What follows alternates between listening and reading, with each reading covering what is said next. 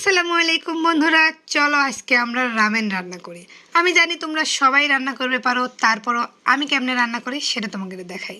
প্রথমে নিলাম লাল মুরগির 3 লাল লাল ডিম আর গোলের ডিম সিদ্ধ করবে বসাই দিয়ে চলাইছি। মুরগির বুকের মাংস কাটবে একবারে চাকু কাট করে করে পাতলা করে করে কেটে নিচ্ছি। তোমরা দেখতেই পাচ্ছ কতটা পাতলা করেছি।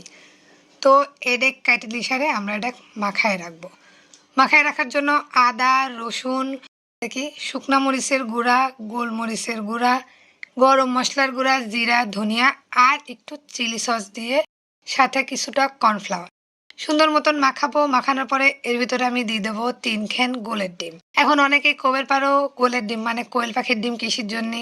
হ্যাঁ, আমি কোয়েল পাখির ডিম দিচ্ছি কারণ আস্ত যদি মানে বড় ডিম দিই তাইলে পরে ডিমটা বেশি হয়ে যাবে নি, এই জন্যে আমি গোলের ডিম দিলাম আর কি। তো ডিম দিয়ে ওটা মাখায় সাইড করে রেখে এখানে আমি গাজর আর বটবটি কাটলি চলাইছে এটা ভাজবে।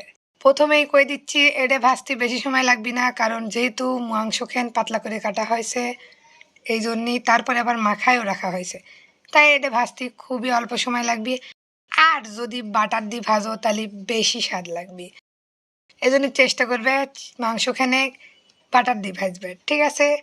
যাই হোক, সয়াবিন তেল দিয়ে ভাজলেও সমস্যা নেই, বাটার দিয়ে ভাজলে বেশি স্বাদ লাগবে। তো এটা ভাইজে আমি সাইড করে রেখে চলে যাব কি জানি কয় বটবটি আর গাজরের কাছে।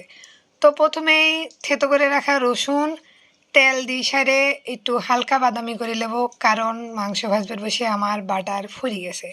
তো ব্যাপার না, ওই জায়গায় কইছি সয়াবিন তেল হলেও সমস্যা নেই। তো এটা হালকা বাদামি করে ভাজি সারে এর ভিতরে আমি দিয়ে দেবো বটবটি। এটা ভাজার সময় চুলার হিট হাই থাকবি, সাথে দিয়ে দিচ্ছি লবণ আর গোলমরিচের গুঁড়ি আর কি, গোলমরিচ না।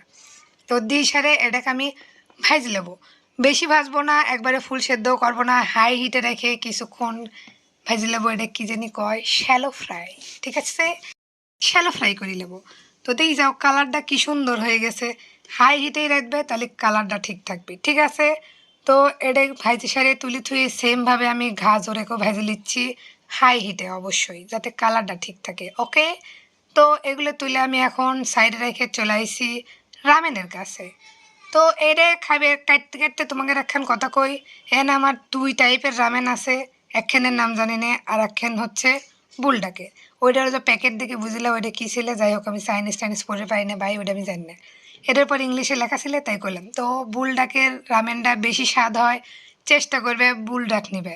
মানে আমার রামেন খাওয়ার এক্সপিরিয়েন্স থেকে আমার মনে হয় সে বুলডাকটা বেশি স্বাদ আর কি।